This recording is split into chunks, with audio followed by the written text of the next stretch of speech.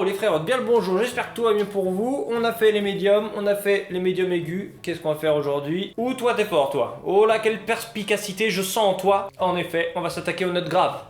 Notes graves, notes basses, basse fréquence, appelez ça comme vous voulez. Globalement, toutes les notes qui sont en dessous de celles avec lesquelles on est à l'aise. Bon, on se dit c'est simple, j'ai juste à descendre, et puis le travail est joué. C'est pas totalement faux, mais ça veut pas dire qu'il faut pas les maîtriser. Et donc on est là pour ça. On est là pour essayer de voir comment on peut maîtriser ces graves, quels sont les pièges, pourquoi est-ce qu'on a l'impression que c'est facile et que pourtant quand on les pratique un peu trop, on finit quand même par avoir une voix enrouée. J'en profite pour vous remercier parce que j'ai des très bons commentaires en dessous de mes vidéos, et franchement ça fait plaisir. Et donc la grande tradition, si vous avez des idées de vidéos, si vous avez des questions, si vous avez des choses à dire, je vous laisse mettre ça en commentaire, comme d'habitude. Comme je l'ai déjà dit, c'est les notes avec lesquelles on est un peu moins à l'aise qu'avec les notes avec lesquelles on parle, mais on n'a pas besoin de déployer énormément d'énergie pour les atteindre. Malgré tout, il faut faire quand même attention à une chose en principal, c'est de ne pas forcer quand on descend.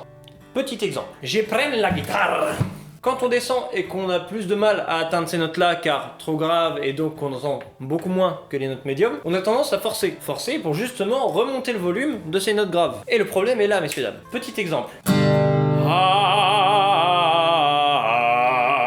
T'as vu ce qui s'est passé ou pas? Naturellement, si je me laisse emporter, j'ai envie de forcer pour qu'on entende la dernière note autant que les autres. Donc le premier conseil, la légèreté, frérot, la légèreté. Écoute ça plutôt.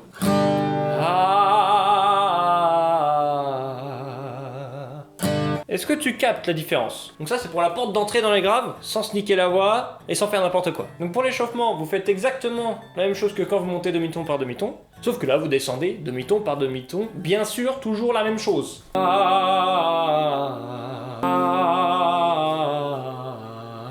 Rien de compliqué. Donc maintenant, une fois que vous avez travaillé les basses et que vous êtes à l'aise avec, et ben vous pouvez essayer de donner un peu plus, toujours sans forcer, et puis de travailler un grain particulier, une texture particulière pour donner à votre voix basse quelque chose d'unique qui vous corresponde. Par exemple, vous pouvez ajouter des chuchotements plutôt.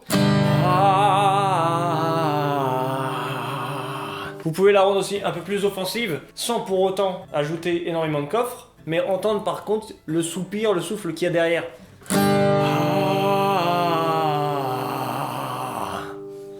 Vous remarquerez que c'est pas parce que je vais dans les basses que j'ouvre pas la mâchoire. Si, repasse les extraits, tu vas voir, j'ouvre la mâchoire quand même. Alors qu'a priori, on a l'impression que plus c'est aigu, plus il faut que j'ouvre la mâchoire. Mais en fin de compte, pour les basses, c'est exactement la même chose. Ouvrez la mâchoire et vous allez voir, ça fait pas qu'ouvrir la mâchoire, ça fait aussi ouvrir une partie ici, là.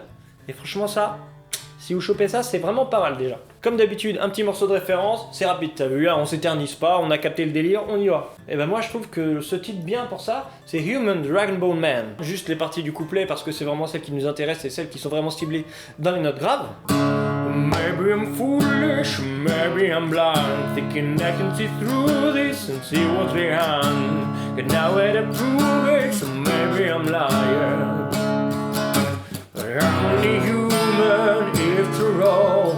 I'm only human after all. Don't put your blame on me. Don't put your blame on me. Donc faites des essais chez vous avec n'importe quel morceau, hein. Comme d'habitude, je prends celui-là, mais vous prenez un que vous kiffez particulièrement, forcément vous allez avoir envie de le travailler. Mais en l'occurrence, n'importe quel morceau, il faut absolument que vous preniez le temps de savoir à quelle tonalité il faut que vous le chantiez au départ. Oh, some people got the real problems. So people out along. Et puis après, si vous êtes assez à l'aise avec vos aigus en plus de ça, bon bah vous allez jusqu'au refrain, jusqu'au pont même. Le pont est vraiment très technique.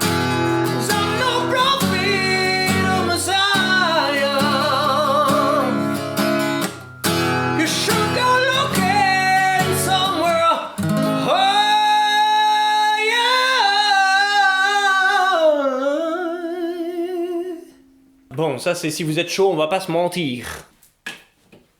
Les amis, c'est l'heure de s'abonner